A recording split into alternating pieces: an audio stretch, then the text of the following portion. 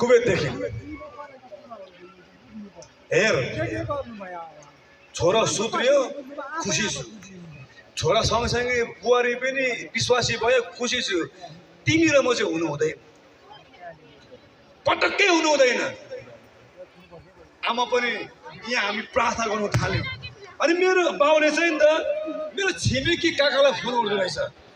ओ भाइ बोली सुध्रेकै हो सुध्रेकै छ फेरि एक महिनामा अझै सुध्रेको छ सुध्रिराखेकै छ फेरि एक महिनामा अझै सुध्रेको छ सुध्रिराखेको छ अब यो छोरा सुध्रेको बाउलाई विश्वासै छैन फेरि बाउले ओ भाइ अझै सुध्रेको छ दाइ सुध्रेको छ सुध्रिराखेको छ फेरि फोन गरेछ ओ भाइ साँच्चै सुध्रेको कि भाउजूले ढाँटु लायो हो तिमीलाई दाइ सुध्रिराखेकै छ सबैलाई सोध्नुहोस् अनि 3 वर्षसम्म फेरि फोन गरेछ काकालाई ओ भाइ होइन बोली अझै सुध्रेको छ दाजु सुध्रेको छ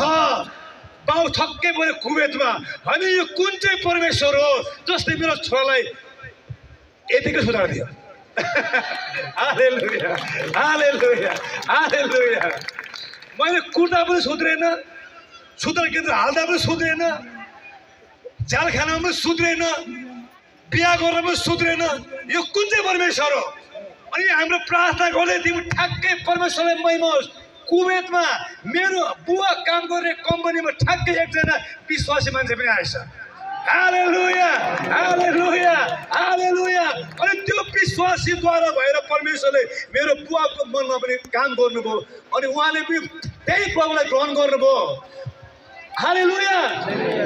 हालेलुया तर मेरो बुवाले भन्नुभएको थिएन अनि घरमा चाहिँ हाम्रो बुवा आउने बेलामा चाहिँ हामी चाहिँ अलिकति चिन्तामा थियौँ ला अब हाम्रो बुवाले के गर्ला अब चर्च जानु के गर्ला जसै हाम्रो बुवा घरमा आउनुभयो नि हाम्रो बुवाले हामीलाई भनेको पहिलो आवाज चाहिँ यो थियो मलाई बप्तिस्मा दिइहाल हालेलुया हालेलुया हालेलुया हालेलुया हालेलुया जब हामी राम्रो साक्षी बन्छौँ जब हामी राम्रो गवाई बन्छौँ नि हामीले यो देशलाई जित्नेछौँ यो राष्ट्रलाई संसारलाई हालेलुया हालेलुया हालेलुया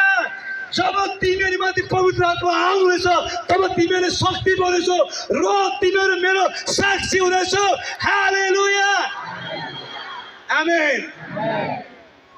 मेरो परिवारमा मेरो बाजे र बोजू बाँकी हुनुहुन्थ्यो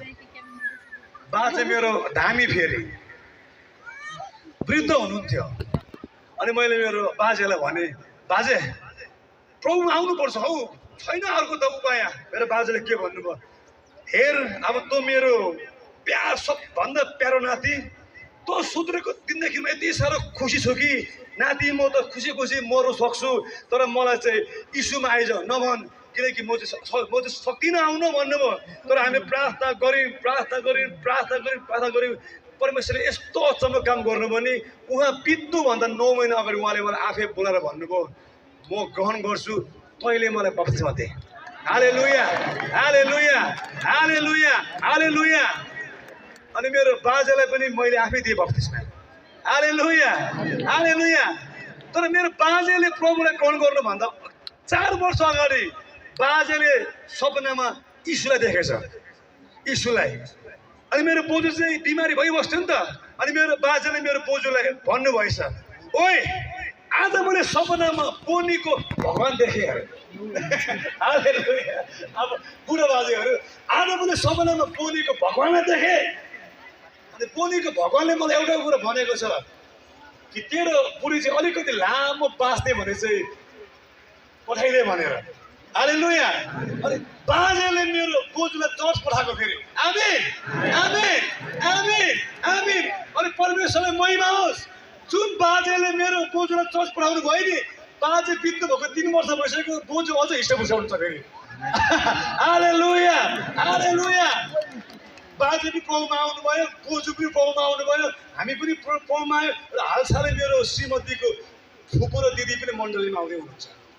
हालेलुया अनि म मेरो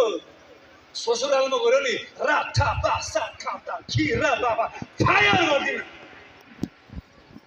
जिन्दगी हेर्छ मान्छेहरूले हालेलुया जिन्दगी हेर्छ हालेलुया छक्कै पर्छ मेरो सासूहरू होइन तपाईँ त पहिला पहिला त रेकर्ड नपर्ने फेरि रिसाउँछ त्यहाँदेखि बन्द गर्छ म फेरि घर पनि जानुपर्छ फर्केर मेरो घर छ ससुराल छ नाम गाह्रो हुन्छ मलाई पहिला पहिला त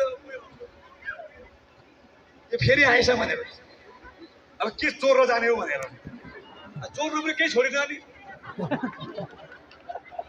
घरको त्यो तामाको पित्तलको प्लेट डाडु पन्यो सबै दोकानतिर हालेलुया हालेलुया हालेलुया तामा त देखेन हुने मलाई तामा फलाम त केजी केजी बेचिन्थेँ म खानु पर्यो नि त त्यति खानु पाउँछ त अब के घरको मान्छे चाकर खा भनेर पैसा दिन्छ त गएर ओटी खा भनेर हालेलुया एकपल्ट यसो हेरेको त मेरो बुढी पनि दोकान गएछ मेरो आमा पनि दोकान गएछ दराज त खुल्लै रहेछ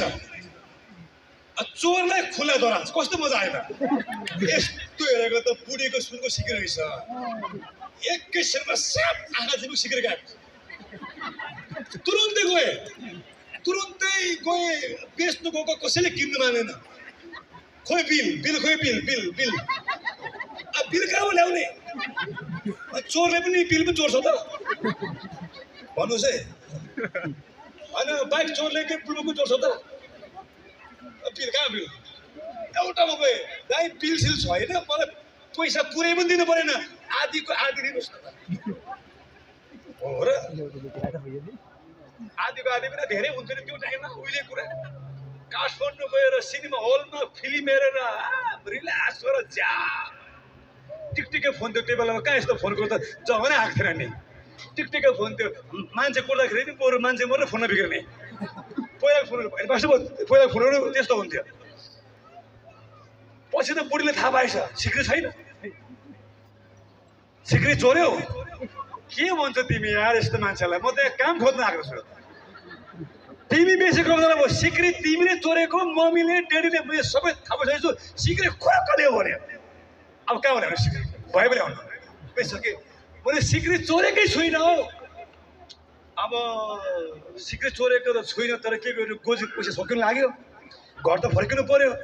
अनि यस्तो बुद्धि लाग्यो अब के गर्ने त मेरो पल्लो गएर ट्याटु हुन्छ ट्याटु त्यो ट्याटु हान्छ नि त्यो ट्याटु हान्नेले दोकानमा गएर यहाँ बुढीको ट्याटु हान्दै हान्नु नि यहाँ हान्दै यहाँ बुढीको ट्याटु हान्दै बुढीलाई फोन गरेँ अब तिमीलाई के लुकाउने हेर म तिमीलाई यति धेरै माया गर्छु कि अब मलाई पहिलादेखि नै ट्याटु हान्नु मन थियो तिम्रो नामको